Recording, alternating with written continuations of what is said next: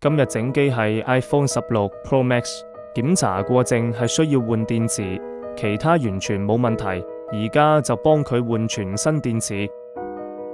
滴酒精鬆開膠水，一般15、16系列，我哋都係由後玻璃開始拆機，拆開見到部機從來冇拆過，狀態好靚。拆開首先保護好鏡頭，逐粒擰走面板上嘅螺絲，拆低兩塊保護板，斷開屏幕排線，將屏幕拆出，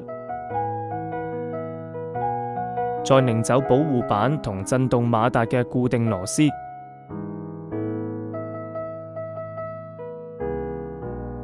方便之後拆電池。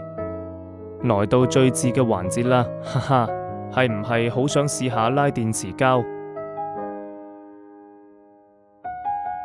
電池好輕鬆就揾出嚟，跟住逐件裝反馬達同保護板。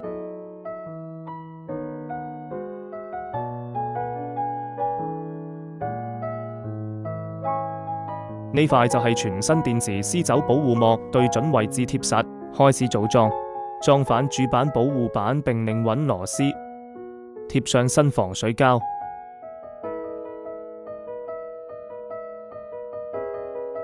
駁反屏幕排線，鎖好最後一塊面板，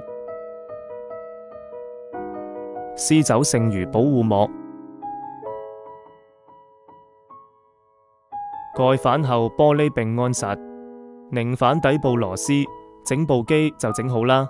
可惜後面開機畫面冇錄到添。